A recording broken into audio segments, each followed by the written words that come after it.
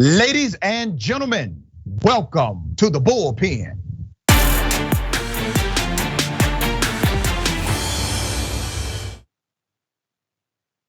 Well, he's back. We have Peter Pischke.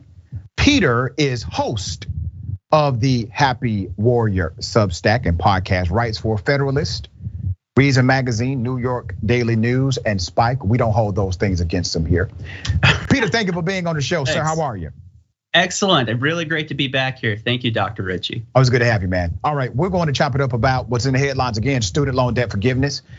There has been some movement in the right direction, in my opinion. And then there has been movement in the wrong direction as of recent history. But overall, I think student loan debt forgiveness is necessary. Now, you may disagree. I don't want to presume what you know, believe about this topic. So if you would, give us your sentiment and I will then opine. I surprisingly, partially or mostly agree with you. In theory, student debt in the United States is a crazy problem. You don't have this problem outside the United States. It's looking at the figures given for the show, we have about almost 2 trillion now in student debt. That's more than our auto loans and credit cards combined. Other countries do not have this problem. This is a very American problem. Now, in theory, because the debts are so heavy and because they sit so heavily on the poorest among us in minority communities, I could understand making a case that that is a necessary step. It's like a one-time maneuver, but only if there was significant reforms that people weren't still getting these insane levels of debts. If you were bailing out your basement, a pipe burst, you wouldn't just start bailing it out if you didn't turn off the water first. You'd be like, what's the point? Well, part of the problem I think with some of these efforts is there's not much being addressed saying, okay, so what are we going to change so that people aren't being charged through the nose when they go to college and that they're getting value for the money that they've invested?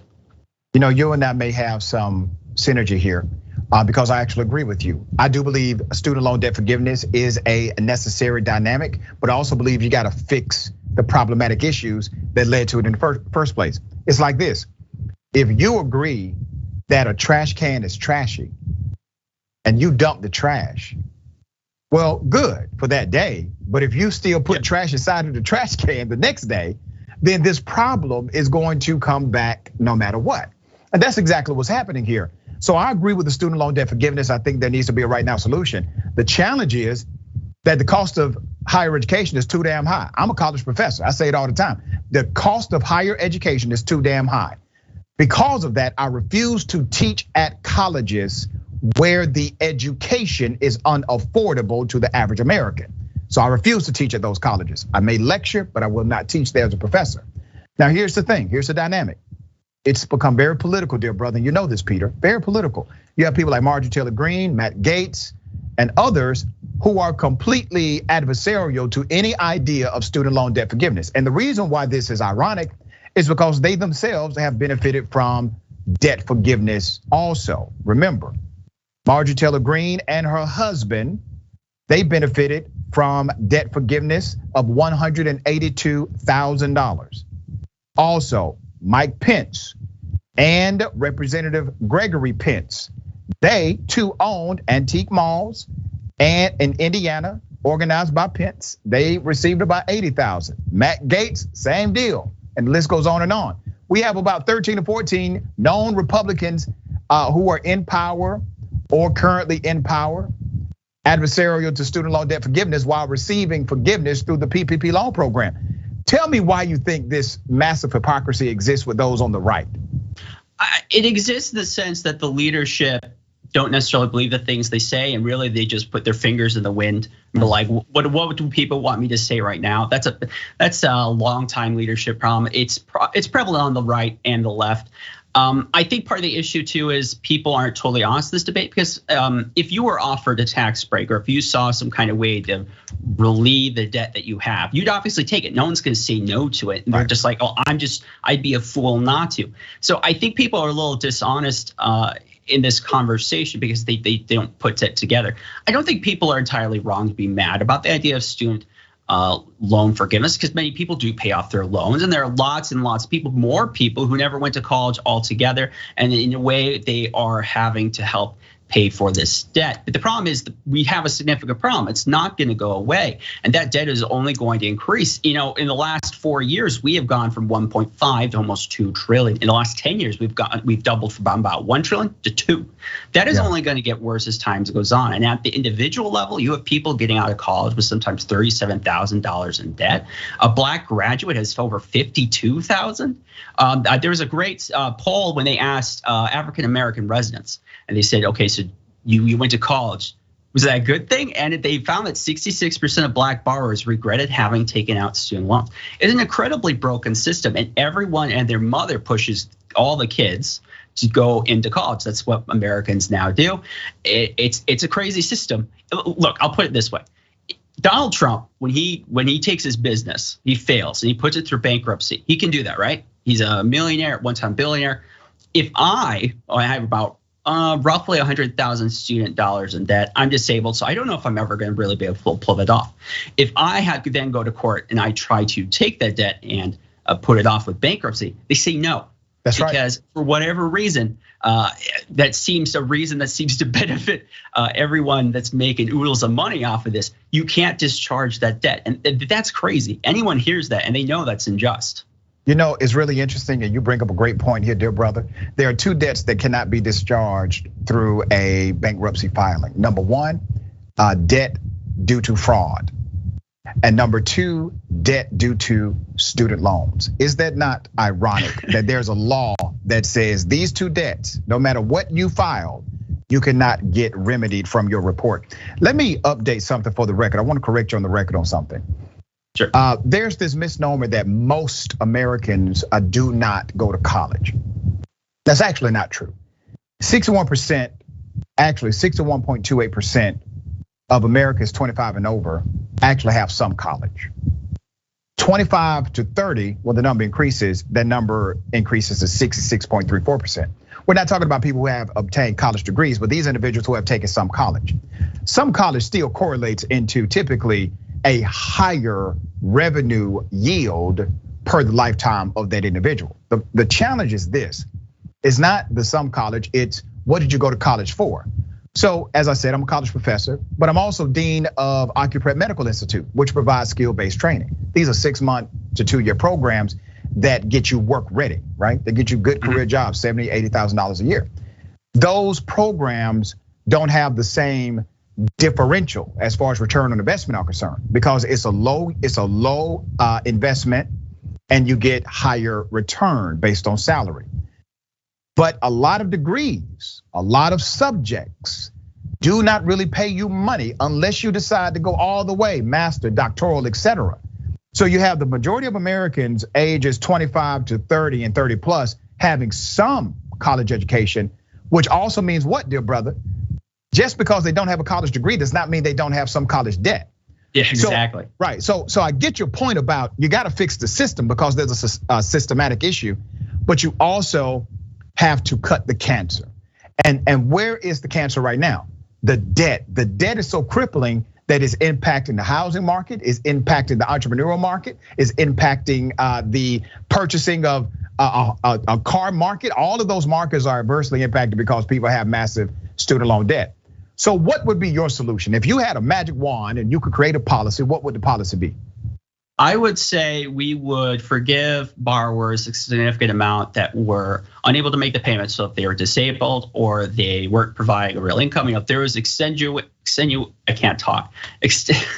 there are circumstances beyond their control, where it makes sense. No one is going to be happy if we start taking payments for doctors and lawyers, to take care of their loans.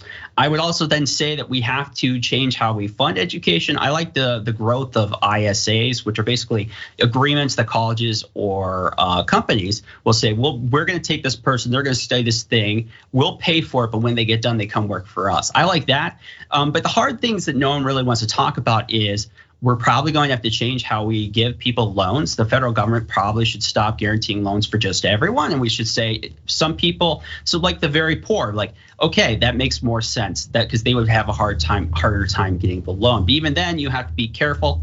One of the big things, and this is, I think, neither side is being totally honest to that, because everyone is getting paid out the wazoo through the colleges. There must be a real cutback on the colleges. There's always this talk about that they are underfunded, but that's not true. They aren't underfunded. It's just all the extra funding we've given them the last 20 years have all gone to administrative costs. And in private colleges, administrative costs are equal or sometimes even double. It's a major problem. And I think if we really want to solve this issue, all sides will have to be a little uncomfortable. And all sides will have to try to be adults and look at this realistically. But as we've seen with other debt issues that we might have in this country, no one really wants to do that. Yeah, I want to take the politics out of it. So let's take the politics out. Here's the pure, simple directive. Make sure every state should have an affordable college that's either really low or completely free. I'm a free college advocate. I think college should be free. But it doesn't mean Harvard has to be free. If you want to go to Harvard, if you want to pay money or get scholarship to Harvard, that's fine. But if your state does not have an option for you, that is a problem. An affordable, low cost or no cost option to obtain a degree. The other dynamic is Nixon, when you do the historical review, President Nixon is the one who put this thing on steroids, right?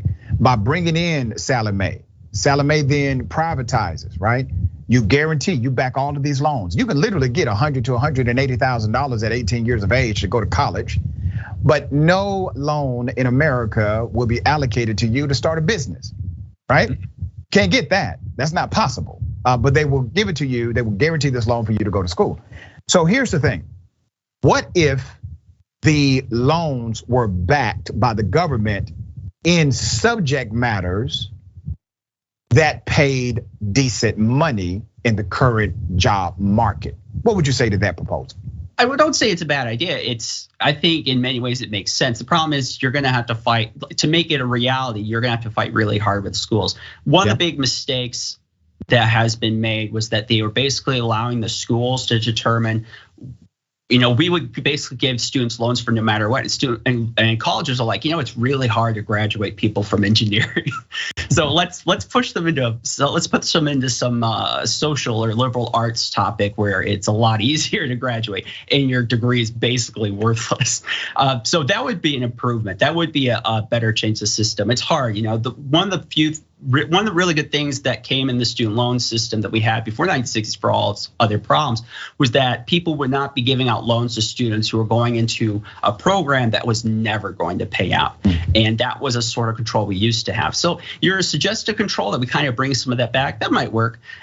This is a really big and tough subject. So it's gonna take a lot of work. The problem is for the most part, we haven't even started with the baby steps considering what needs to happen. Yeah, and I do find it fascinating that when President Biden started this, he looked at individuals who had degrees that were worth nothing, but they contextualized it as scam colleges, right? So even if your college was not categorized as a scam institution, you could make a case. You could literally file a petition with the Department of Education and say, listen, while my college has no category as a scam, I was scammed and I got this degree and I cannot get a job based on this degree. Well, the Department of Education will look at that on a case by case basis. And then President Biden did something similar for individuals with disabilities, right? And it has continued to progress. So it sounds to me that you are in at least partial agreement with Biden's strategy. I still believe we have to tackle the overall cost of higher education, but you are in agreement that something needs to be done, correct? Yes, Biden is using an executive order to do this, and that is falling apart a little bit. He just announced this week that many private lenders would not, the debts that students have with them would not be covered under his executive order. There's a bunch of stuff in the courts right now. I think eventually, yes, this is going to happen because a majority of millennials are now coming out with these huge debts.